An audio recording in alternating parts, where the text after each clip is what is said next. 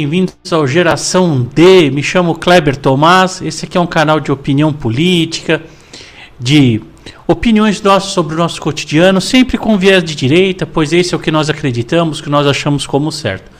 Hoje estamos tendo uma novidade, voltamos a transmitir ao vivo para o Instagram, estamos também no Twitch TV, no Twitter e no YouTube ao vivo, então estamos em 4 plataformas ao vivo agora.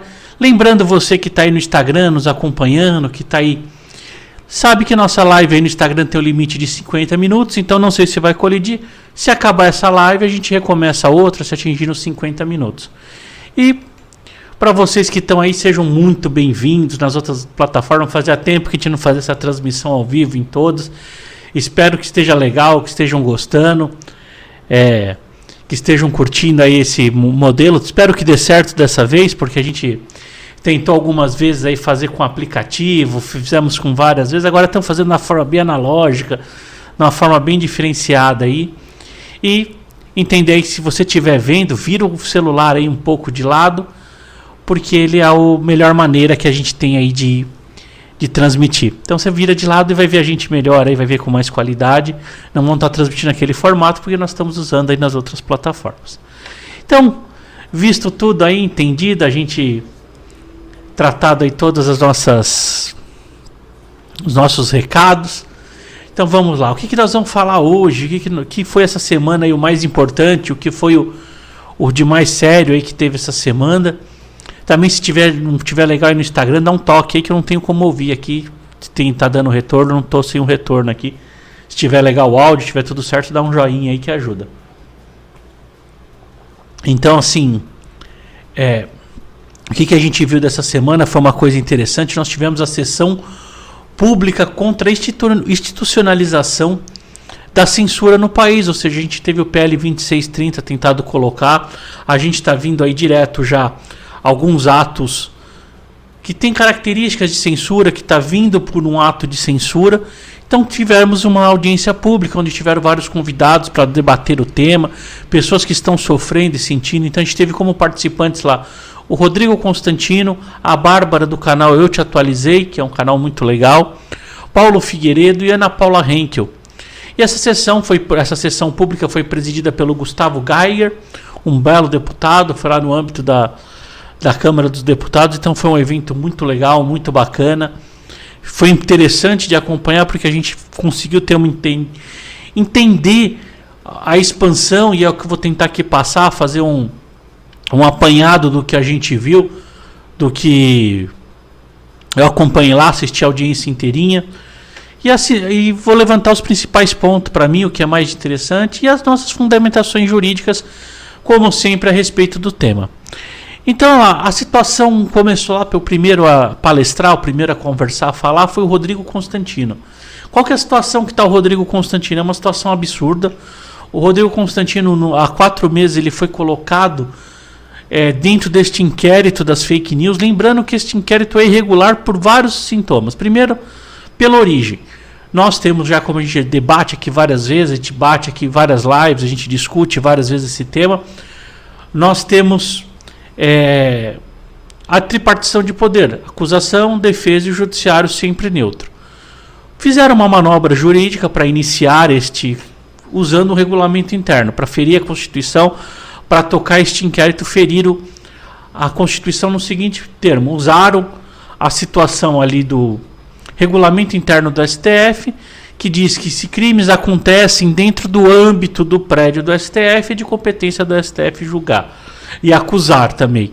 Então foram feitos esse inquérito, dando uma interpretação muito de malabares, né? Foi um malabares pleno, foi uma situação ali completamente atípica, né? Foi um malabar muito forte feito pelos ministros para chegar a esse entendimento. E lá vimos, faz 4 anos. E aí a segunda inconstitucionalidade, fora se essa já não fosse muito grave, o nosso inquérito policial, como a gente já viu, já fiz live aqui mostrando, está lá no nosso canal do YouTube. Se você quiser saber mais sobre o inquérito policial, está lá descrito. O inquérito policial é um ato administrativo que ele pode durar 30 dias, prorrogável por mais 30, ou seja, o inquérito pode durar 60 dias. 60 dias. Este inquérito no âmbito do STF, ele rola há 4 anos já. Então ele começou lá na sua origem numa matéria da revista Cruzoé. Então o pessoal fica achando que isso foi para pegar o pessoal do Bolsonaro, o pessoal da direita. Não, isso foi feito por uma matéria da Cruzoé, a qual eles pegaram o codinome do ministro Toffoli lá na lista da Odebrecht, quando estava tendo a Operação Lava Jato, que dizia lá que o codinome dele era o amigo do meu pai. E o amigo do meu pai seria o nosso atual presidente Luiz Inácio Lula da Silva. Então, dentro disso, foram lá, fecharam a Cruzoé, mandaram 48 horas para ouvir as pessoas que comandavam a revista Cruzoé e o site Antagonistas, e lá foi o Marco Zero. Então, beleza. E aí a gente veio vindo acompanhando isso ao longo de 4 anos. Aí aquilo teve um filhotinho, esse inquérito das fake news, ele teve um filhotinho que foram atos antidemocráticos do 7 de janeiro e milícias digitais. O ato antidemocrático, que foi o pessoal lá, naquele 7 de setembro, lá que o pessoal pediu o fechamento do STF. Esse foi arquivado, esse filhotinho foi arquivado a pedido da Procuradoria-Geral, ou seja, o Ministério Público pediu que se encerrasse esse filhotinho. E a das milícias continuou aí, que inclusive foi essa que incidiu aí no Bolsonaro para ver as vacinas do nosso presidente Bolsonaro. Então, começando essa audiência, o primeiro a falar foi o Rodrigo Constantino, que falou da situação dele. Então a situação do Rodrigo Constantino há 4 meses ele está com suas contas bancárias todas apreendidas, o passaporte suspenso, o canal suspenso, ou seja, você não consegue se inscrever no canal, não consegue dar repasses do canal, ou seja, todos os conteúdos publicados dele, todos aqueles conteúdos que estão lá, não são repassados os direitos autorais, porque é isso que a gente recebe do YouTube. Por exemplo, eu estou produzindo agora aqui, tem direito autoral, de minha autoria, eu estou produzindo. Então isso tem que me ser repassado, porque o Instagram está tirando a sua visualização, o YouTube, o Twitch TV, o Twitter estão lá tendo a sua repercussão, aproveitando este conteúdo qual eu libero para eles, mas esse conteúdo me pertence, eu tenho que receber dinheiro pelas minhas questões autorais. Então ele está sem receber isso e está sem o rendimento dele há 4 meses, se não fosse a ajuda de outras pessoas. Isso é absurdo, porque a pessoa já está respondendo há 4 meses, recebendo uma penalidade seríssima, sem condenação, sem julgamento. Ele simplesmente foi incluído no inquérito. Ou seja, o inquérito é um ato administrativo dispensável, ou seja, pode se dispensar o inquérito policial, então ele foi incluído nesse inquérito e foi já tudo apreendido e está respondendo por isso. E isso é um absurdo, porque as nossas condenações não podem incidir no nosso rendimento, não podem incidir nos nossos ganhos. Então, por exemplo, se você vai lá, você é um autor de livro, você tem livros vendidos e você comete um crime qualquer, por exemplo, eu vou lá e cometo um crime de assassinato. Enquanto meu livro continuar sendo vendido aqui, for vendido, porque esse dinheiro meu é de origem lícita, eu vou ser depositado numa conta, vai cair na minha conta bancária e aquilo vai ficar sendo depositado, assegurado o meu ganho. Lógico que eu não vou fazer uso dele, pois eu estou preso, mas meus ganhos vão estar lá. Por exemplo, Marcelo Odebrecht, quando ele foi preso e permaneceu preso há algum tempo, ele recebia o prolabore dele da Odebrecht. O prolabore dele era depositado na conta bancária dele sem problema nenhum, a empresa continuou tocando seus contratos sem problema nenhum e o rendimento dele lá guardado. E a família podia administrar para as despesas, pagar as contas de luz, água, alimentos da família dele. Então, assim, podia ter acesso sem problema nenhum. Isso é super natural. Inclusive, se uma pessoa, falaram tanto aí do acesso do auxílio reclusão, auxílio reclusão é uma coisa mais séria ainda. Veja você, se você lá, CLT, você tem carteira assinada, você é empregado de uma empresa, tem lá o seu contrato de trabalho, você comete um crime, qualquer crime, estupro, qualquer crime hediondo que seja, e você está empregado, na hora você é recolhido ao sistema prisional e a sua família é dada entrada no INSS e passa a receber o auxílio reclusão. Então, ou seja, não pode incidir sobre os seus rendimentos, porque isso é um bem de família. Isso é o que te sustenta. Então, assim, nem condenação incide no seu bem de família, nem quando você está condenado, com trânsito julgado, incide sobre os seus rendimentos. Por exemplo, um dono de empresa, lógico que ele está preso, ele não vai poder sair para administrar a empresa, mas se ele tiver um CEO, tiver um gerente que toca a empresa dele, vai continuar a vida dele normal, sendo dinheiro depositado na conta da família dele.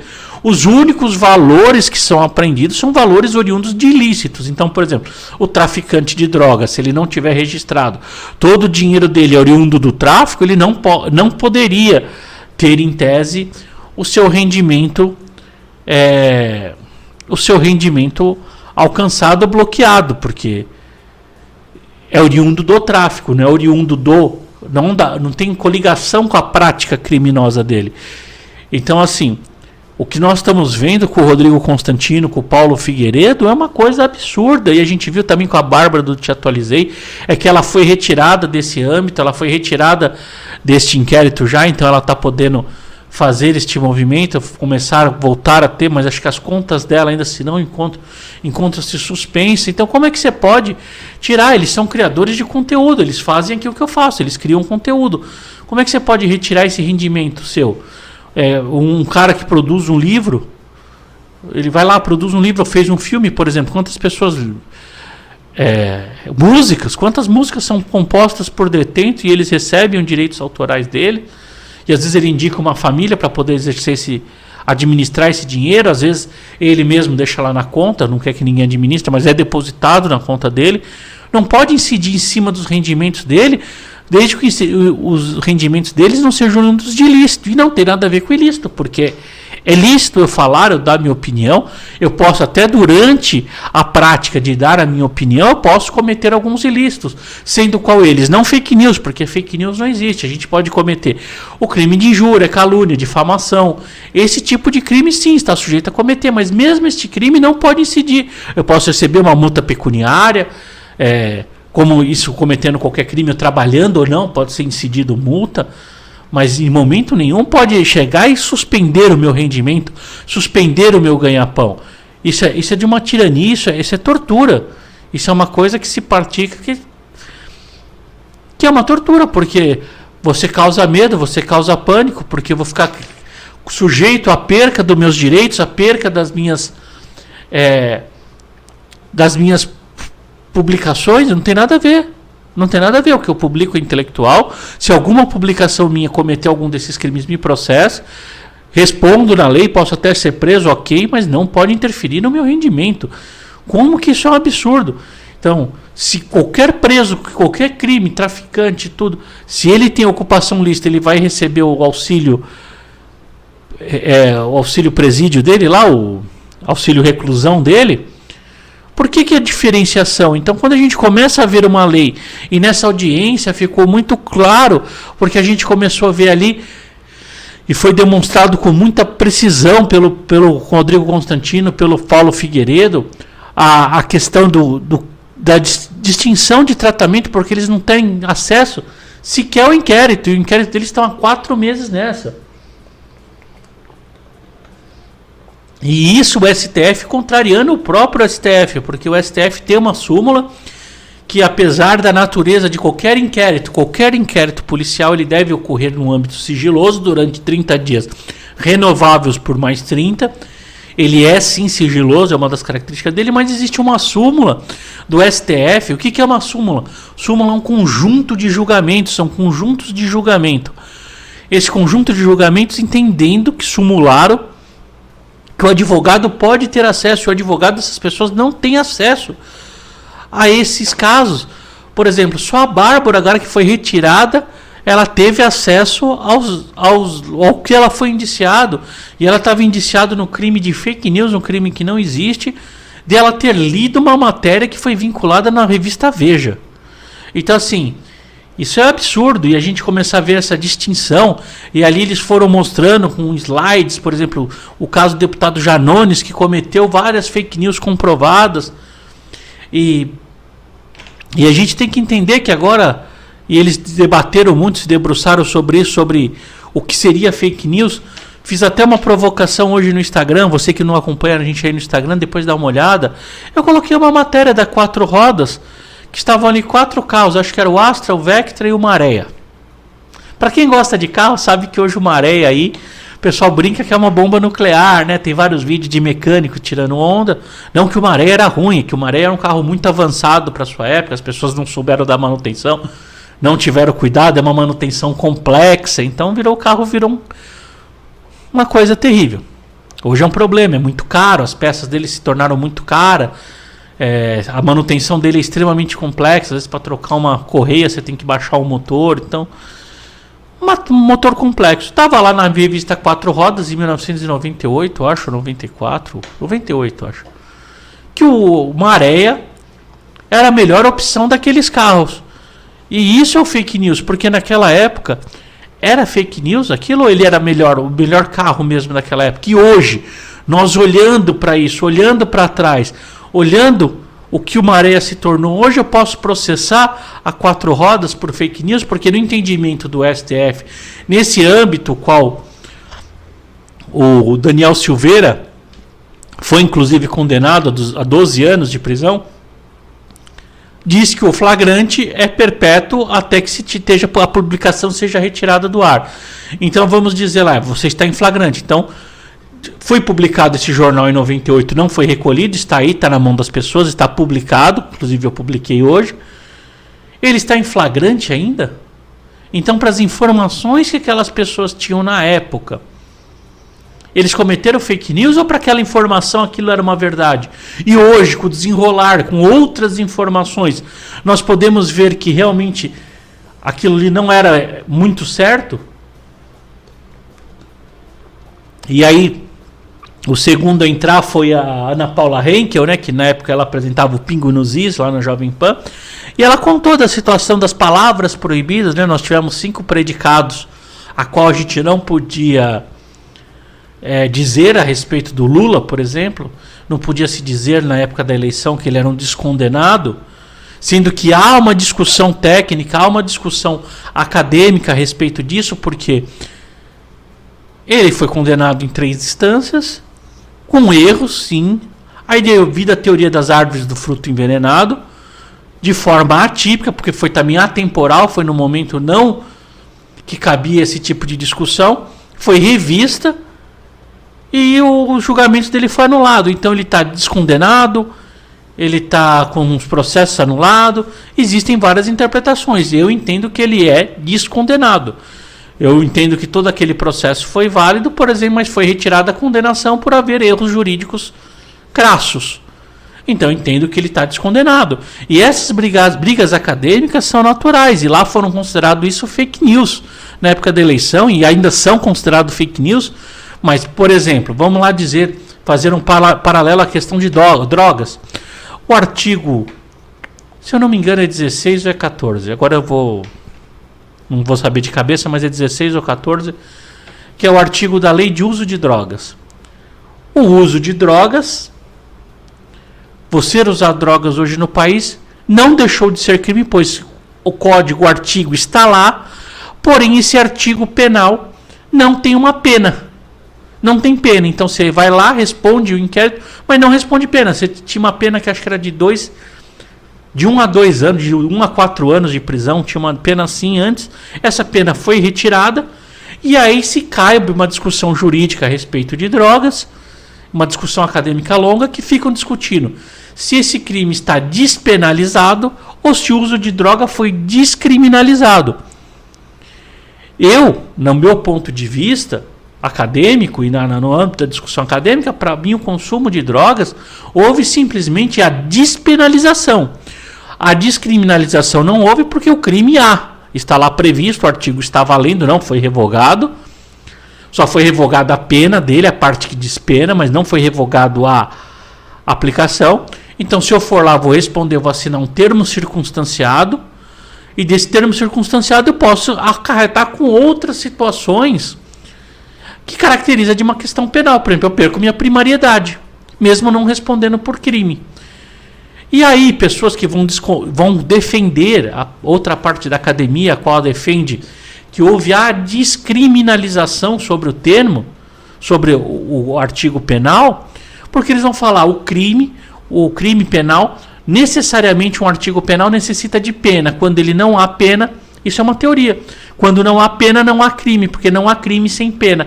Então, eles dentro dessa teoria, eles falam, não, houve a descriminalização do uso de drogas. Enfim, tá aí essa discussão. Tem delegados, juristas, juízes que entendem que houve a descriminalização e tratam assim. Há juízes que entendem que há despenalização e tratam faz assinar o termo circunstanciado, dá a condenação, mas ele não vai responder por pena e tira a primariedade dele. Assume as outras consequências oriundos desse fato. Então, quando a gente falava na questão do Lula, há uma discussão acadêmica se foi anulado o julgamento dele ou se foi despenalizado. Para mim, ele foi descondenado. Ponto. É o meu entendimento jurídico. Mas foram esses 5 predicados. Não podia falar que ele era amigo do presidente da Nicarágua. E assim que ele assumiu a presidência, ele recebeu parabéns do cara da Nicarágua e ele falou publicamente: Daniel Ortega é um companheiro meu. Companheiro, para mim, eu só tenho 2 interpretações de companheiro. Companheiro ou é quem você tem um relacionamento afetivo, de cunho sexual. Então, assim, muitas pessoas se referem a companheiro homem, mulher, minha companheira, meu companheiro. Os homos afetivos, o marido, a esposa, o marido, a mulher lá, como companheiro, ou companheiro no sentido de amigo. Para mim só tem essas 2 interpretações de companheiro, mas não podia se dizer isso. E ali, durante aquela audiência pública, ficou muito caracterizado pelos fatos. Então vale a pena vocês assistirem na íntegra. Entram lá na TV Câmara e põe lá a sessão de contra a censura, e aí já vai aparecer, se assiste na íntegra. Eles colocando a diferença de tratamento. Então, por exemplo, aquelas pessoas do tempo que eu não podia falar se ele era descondenado, tanto que até o Pavinato usa um termo muito engraçado, eu achei curioso, para ele se defender, que ele fala que o Lula esteve ausente, não esteve preso, porque você não podia falar que o Lula estava preso, que se incidia sobre o crime de fake news, qual não tendo, sobre acarretando condenações no TSE. Que ele esteve ausente, que ele estava ausente aqueles 300 e tantos dias que ele passou preso, 400 e poucos dias que ele passou preso. Então, assim, e aí de contrapartida, o Bolsonaro, que não tem nenhuma condenação por genocídio, porque sim, genocídio é um crime. Eu não sei se tem vídeo no canal, se foi em outro canal que eu acabei fazendo um vídeo sobre o crime de genocídio, mas eu já expliquei. Crime de genocídio é um tipo penal próprio, é um crime próprio. Então, assim, o Bolsonaro não tem condenação, não responde nem sequer, não existe nem sequer um inquérito no país envolvendo o Bolsonaro a respeito do crime de genocídio. Só que a Globo pode chamar de genocídio, o Lula pode chamar de genocídio à vontade na campanha, Janones, e lá foi mostrado tudo tranquilamente. Foi demonstrado sempre, a todo momento, essa diferença, essa discrepância de tratamento, e isso é assustador. Quando eles começam a relatar, e a Bárbara foi a Bárbara do Te Atualizei, eu acho que vale a pena, se você não tiver tempo para assistir toda a audiência, assista pelo menos a fala da Bárbara do Te Atualizei. Ela fez muito preciso o desenho disso, todo o caminho que esse inquérito corre, toda essa situação que esse inquérito está percorrendo. Isso virou uma verdadeira draga de pessoal da direita, porque isso, de repente, só entra agora quem for de direita nesse inquérito, e a esquerda podendo falar livremente. Ela mostrou áudio de alguns youtubers, porque ela está sendo acusada de ter sido cooptada por excesso de uso político. E aí ela mostrou uma matéria da revista Veja, que aconteceu em 2018, do mensalinho do Twitter, onde políticos do PT, Gleisi Hoffmann, entre outras pessoas ali ligadas ao PT, pessoas de direção do PT, teriam cooptado e pagavam com provas materiais essa matéria da Veja, para falar bem do governo, para atuar como governo, e eles foram mostrando que sim, esses grupos se encontravam na dark web para organizar os seus ataques, para organizar a sua milícia. E para nós que estamos aqui lidando no dia a dia, é notório que há algo esquisito, porque quando eles vêm falando a mesma coisa, coordenado. A página aqui recebe ataques recorrentes de milícias, porque eu trato como milícias, porque chega 200 comentários, aí eu tenho por hábito, toda vez que alguém faz um comentário agressivo, eu Eu entro no perfil da pessoa, printo a página dela, anoto o nome dela e reservo como prova para caso essas ofensas ou ameaças passarem do limite aceitável, tomar as providências jurídicas. E aí você identifica de forma muito clara e tranquila que é algo coordenado, porque são pessoas com 5 a 6 fotos, não passa disso, milhares de pessoas seguindo eles, eles seguindo poucas pessoas, mas milhares de pessoas eles seguindo, e aí eles vão argumentando igualzinho um ao outro, e um acha o comentário do outro e curte, e assim são 200, 300 pessoas ao mesmo tempo. Pessoas não, são 200, 300 perfis igualzinho, dessa mesma maneira que eu estou te falando. São 6 fotos, um monte de amigos, muitos seguidores, pouco conteúdo. E para nós aqui que lidamos com internet, sabe o quanto você produz conteúdo e quanto isso gera poucos seguidores. Por exemplo, eu tenho uma média aqui de 400, já estamos nas 500 e poucas publicações, ou 600. Temos 580 seguidores na página aqui. Eu tenho não sei quantas publicações, quantos vídeos no YouTube. Temos 233 seguidores no YouTube. Então, assim, é muito difícil você conseguir fazer pessoas. E a pessoa ali com 5 fotos, nada a ver, com muitos seguidores. Então, isso é muito difícil de fazer. Então, mostra que são perfis fakes e eles vêm com a mesma argumentação na mesma hora, dentro de um horário comercial, e eles trabalham por turnos, porque assim, essas agressões, essas violências, elas acontecem por turno, por parte da esquerda. Então, assim, você está lá, de repente, no período da manhã, e no período da manhã vê um monte de idiota desse, de perfis idiotas, perfis aí estranhos, te xingando, falando a mesma coisa, xingando da mesma maneira, uns se curtindo, aí eles somem, eles retornam na outra manhã fazendo a mesma coisa, ou acontece no período da tarde, eles só voltam na tarde seguinte. Então é um comportamento atípico, porque qualquer pessoa que lida um pouquinho com a internet aí sabe que comentários vêm de madrugada, de noite, de dia, não para. Quando você tem uma publicação que vira viral, que tem um alcance bacana, é curtidas o tempo inteiro, é comentários o tempo inteiro de pessoas genuínas. E aí você vê páginas, vários tipos, páginas com poucas fotos, páginas com muitas fotos, mas normalmente as páginas verdadeiras que têm poucas fotos, elas não têm poucos seguidores, ela segue o mesmo tanto que são seguidas.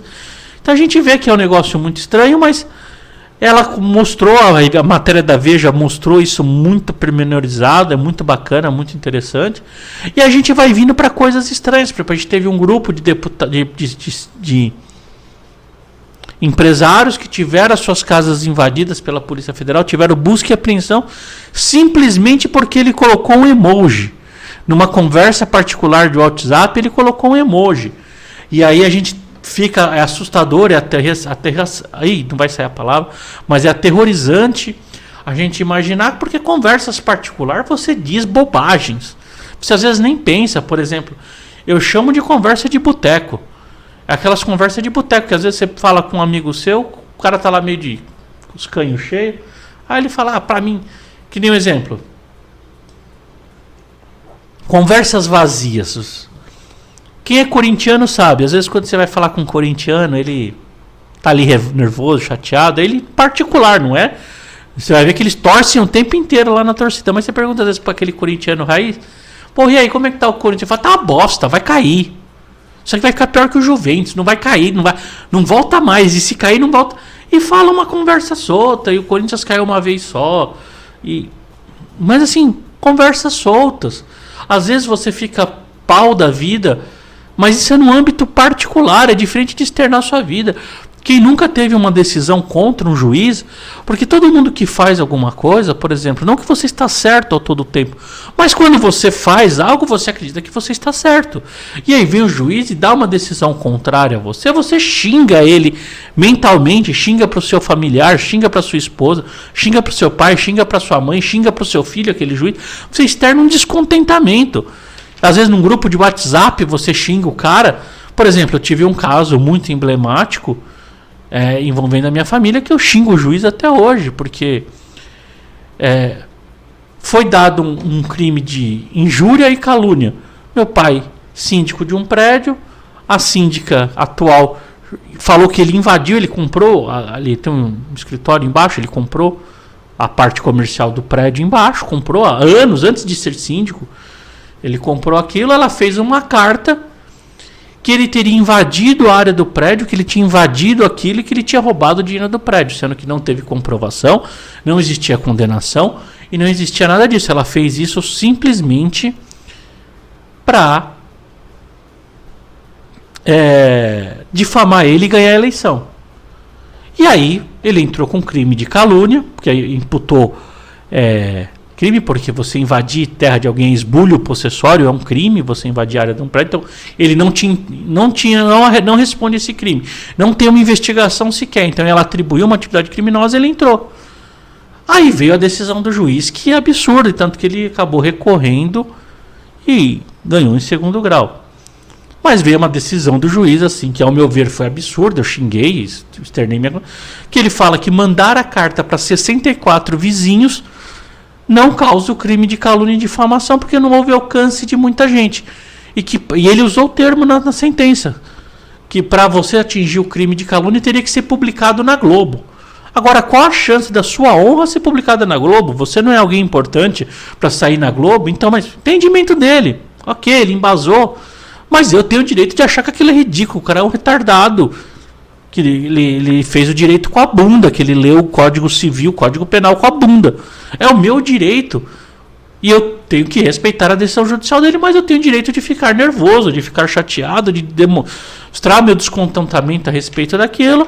E o mesmo foi cometido por aqueles empresários colocando um emoji de prisãozinho, um emoji de fezes. Porra. Quem nunca?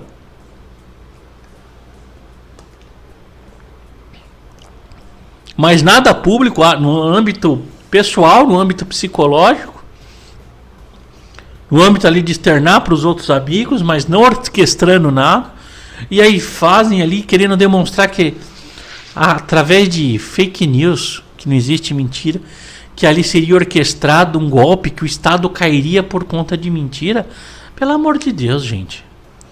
É assustador quando você vê no debate aquilo sendo falado, aquilo sendo tratado, que isso pode ser um golpe contra a democracia. Porra, para você derrubar um Estado, uma democracia, um Estado que tem forças armadas, submarino, caça, batalhões de exército, tudo, você tem que ter armas, você tem que ter organizar armas de guerra, tem que ter suprimento, tem que ter estoque efetivo de munição, você tem que ter plano de invasão a quartéis e roubar. Você tem que ter uma série de condicionais para você derrubar uma democracia. Não é assim que você derruba um Estado consolidado. A guerra contra o Estado, ela tem que passar pelo ar. Pode acontecer? Pode. Isso já aconteceu. A gente viu nos Estados Unidos guerra civil.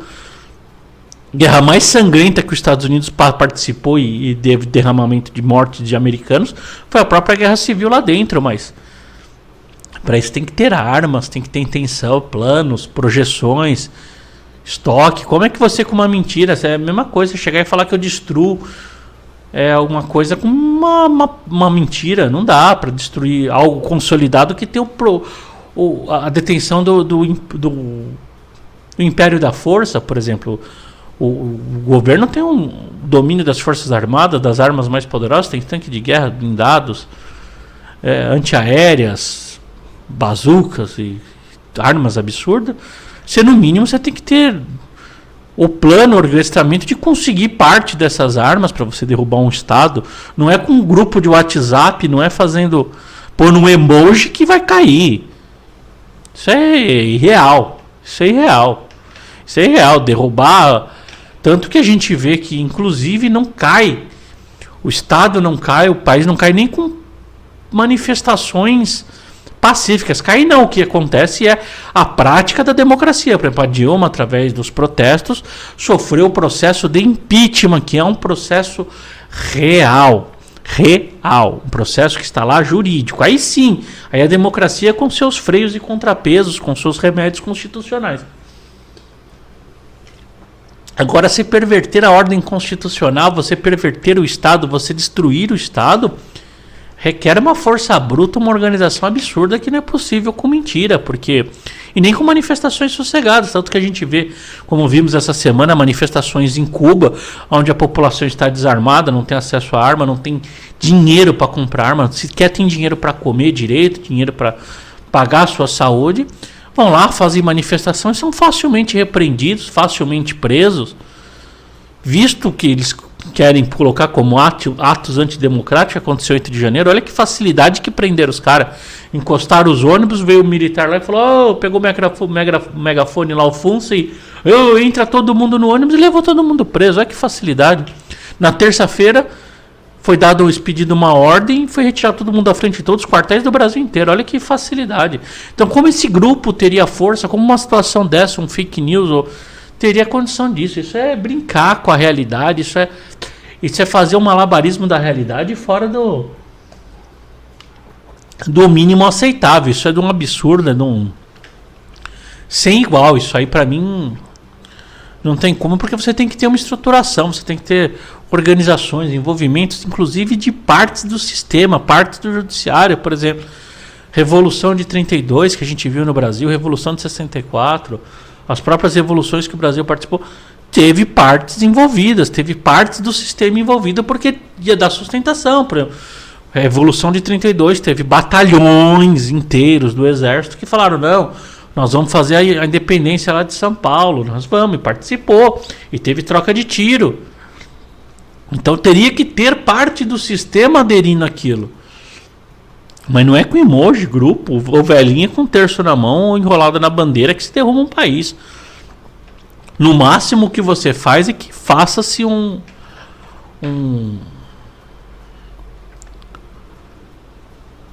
ou que se faça o freios e contrapeso.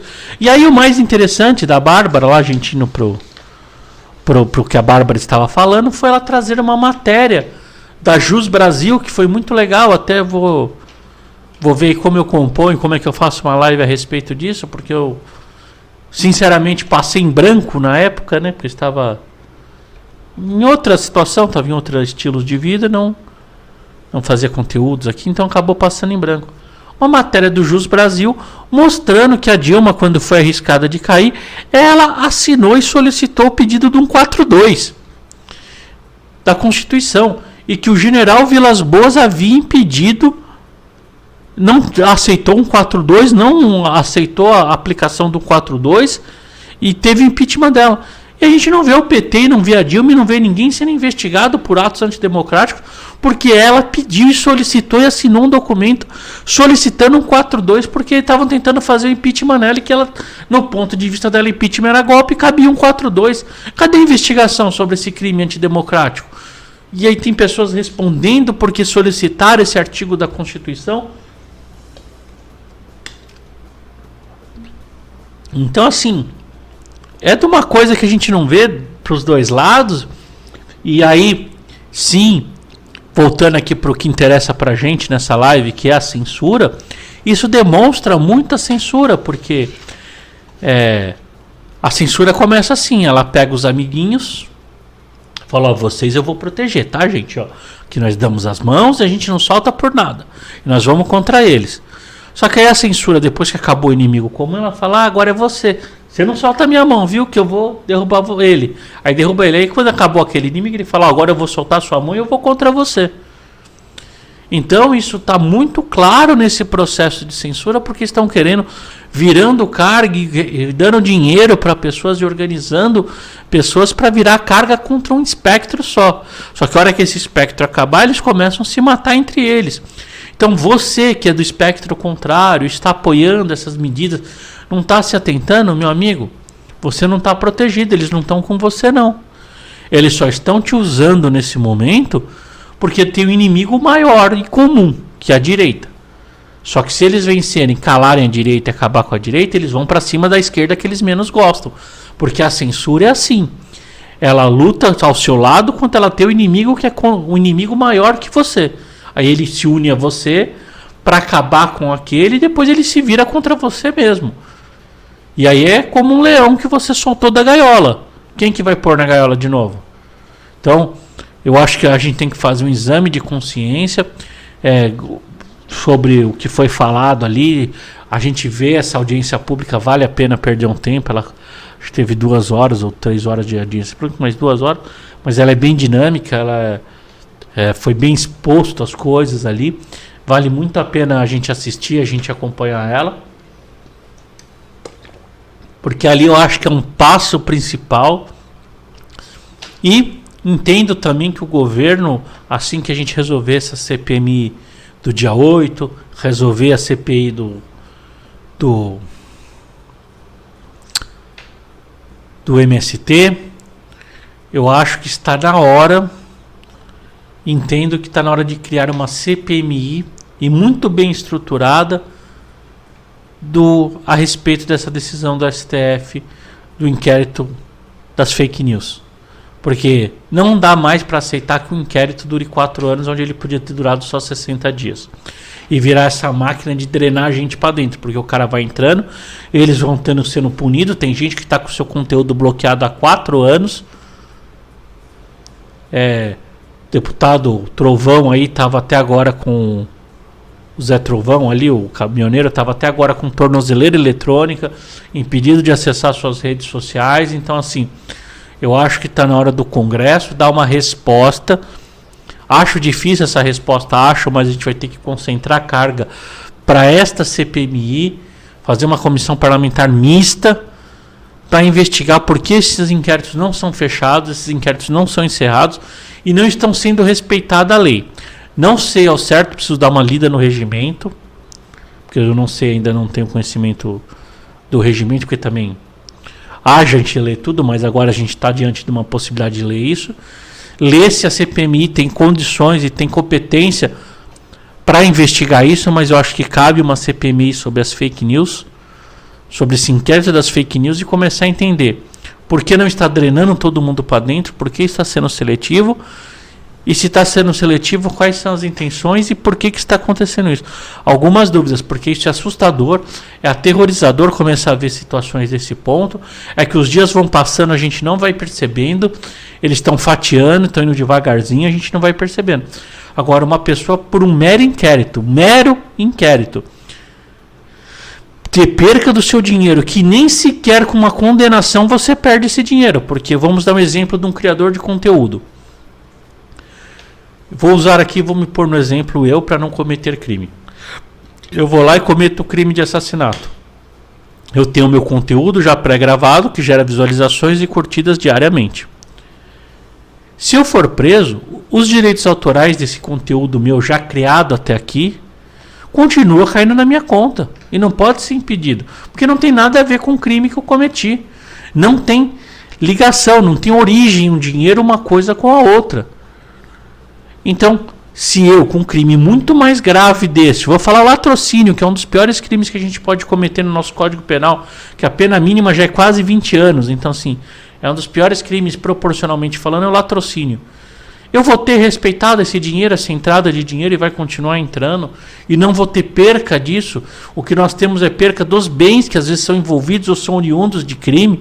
Por exemplo, se eu cometer um crime lá de receber dinheiro do governo ilícito, sim, o carro que eu comprei com ele vai ser apreendido. Enfim, o que ligam no crime. Agora, o crime de opinião não tem perdimento de bens, não tem correlação a isso. Então, assim, como o crime de latrocínio não tem perdimento de bens que são de origens lícitas. Então, eu estando preso não vou poder criar novos conteúdos, porque estou lá respondendo latrocínio, vou estar na cadeia, não tenho acesso à câmera, não vou poder fazer lives, mas as lives, os vídeos gravados, eles têm que cair na minha conta, ou livros publicados, enfim, os meus ganhos lícitos, casas que eu tiver de aluguel, empresas que eu for sócio, não cai uma coisa, não recai sobre aquilo. E aí a gente vê a pessoa respondendo um mérito inquérito, ter tirado o seu dinheiro, ter tirado o seu direito de receber.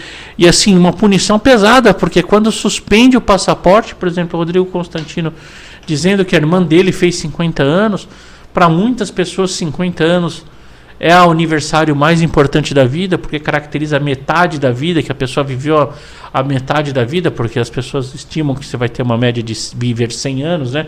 Ou 90, então 50 anos é emblemático para muitas pessoas. Ele não pôde ir lá participar do aniversário da irmã dele de 50 anos, porque está respondendo um inquérito de uma pessoa que mora nos Estados Unidos. Legalmente, ele mora legalmente nos Estados Unidos, ele poderia ir e vir para o Brasil sem problema, porque ele é residente legal de outro país. O Paulo Figueiredo teve seu passaporte suspenso. Ele é cidadão americano. Ele não pertence. Ele é um cidadão americano e um cidadão brasileiro. Ele não poder retornar para a pátria dele. Quando você cancela o passaporte, é como se estivesse fazendo a extradição, porque ele não vai poder retornar sem os documentos. E na Constituição está lá que nenhum brasileiro nato será extraditado. Então a gente está vendo extradições, expulsões do país, porque praticamente expulsar, o cara não pode retornar à pátria dele. Porque lá quando ele sai com o passaporte americano, mas quando ele entra aqui ele tem que pegar o passaporte brasileiro, porque ele é brasileiro, aí ele não tem o passaporte para apresentar. E é impedir que ele volte para onde ele mora, porque ele mora e sempre morou, faz 8 anos que ele mora nos Estados Unidos. Então assim, como é que você cancela o passaporte para o cara voltar a morar onde ele mora? Isso é de um absurdo que eu não vejo como isso sustenta legalmente, como isso pode continuar acontecendo.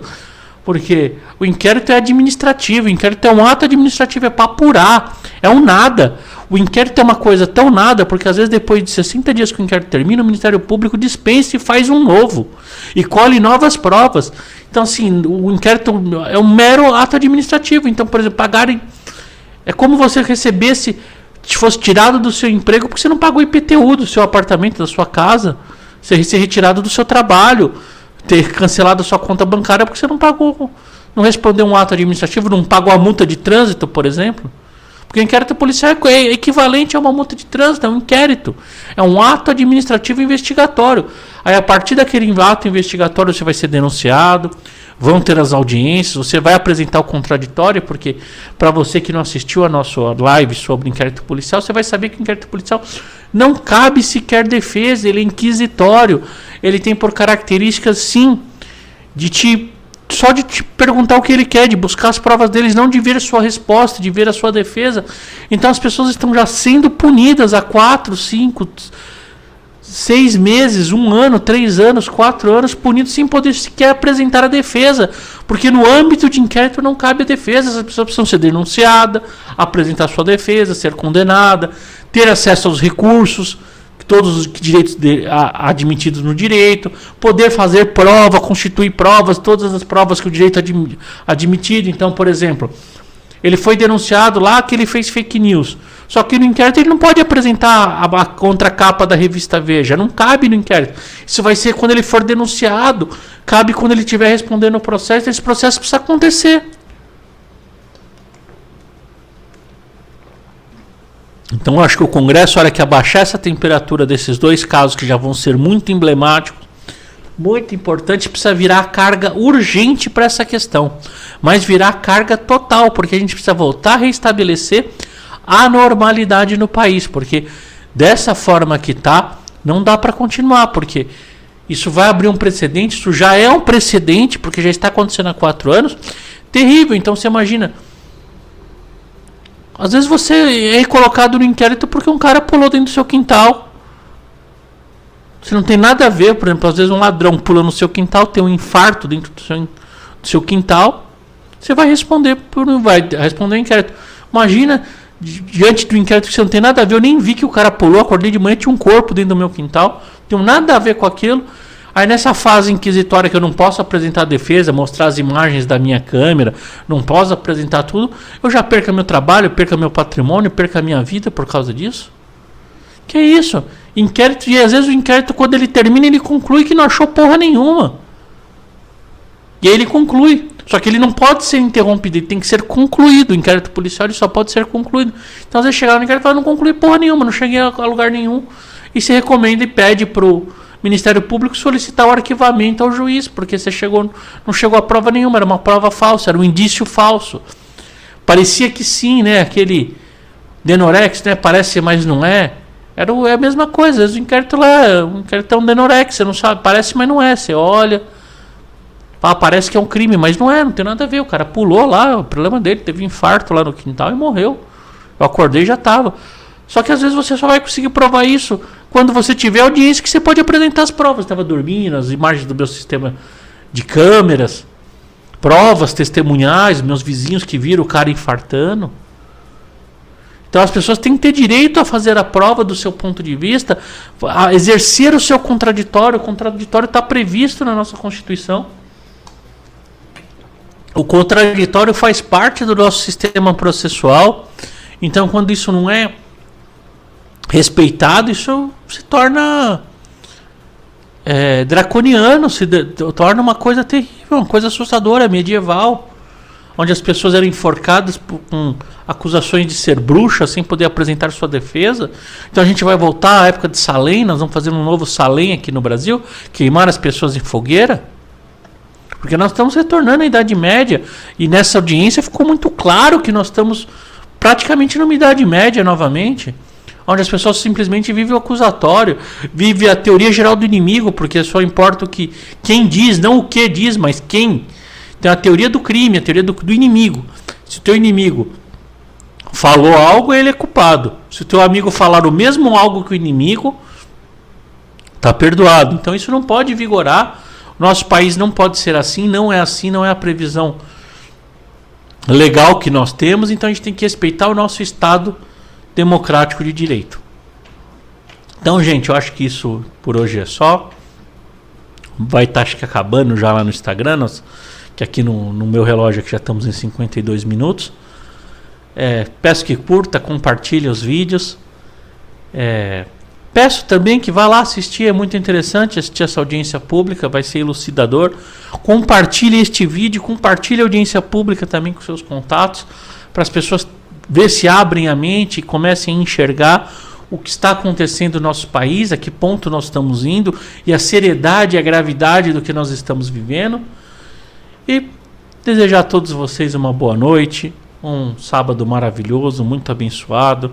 Segunda-feira retornaremos para a live. Não sei se vai ter live no Instagram ou no TikTok, porque agora esse sistema aqui funcionou, então a gente vai estar alternando entre apresentar tanto no Instagram quanto no TikTok. Então a gente vai estar fazendo lives nos dois simultâneos, e nas outras 3 plataformas sempre as mesmas lives, lá no YouTube, Twitch TV e Twitter. Então tá certo, gente? Quero agradecer a vocês por terem ficado até agora comigo aqui, nos acompanhando. Essa live vai ficar salva, curta, compartilha lá, como eu já disse. Tenham um sábado abençoado, um domingo maravilhoso, um feliz Dia das Mães. Um beijo para todas as mães, um beijo para minha mãe que está aqui na live comigo. Obrigado, mãe, por tudo que já fez por mim e me apoiou. Obrigado. Até me emociono porque foi uma luta chegar até aqui, mas a gente chegou. E se hoje eu sou quem sou, é graças à minha mãe, o apoio dela e a luta que ela fez. Obrigado, mãe. Um feliz Dia das Mães. Tchau, tchau, gente.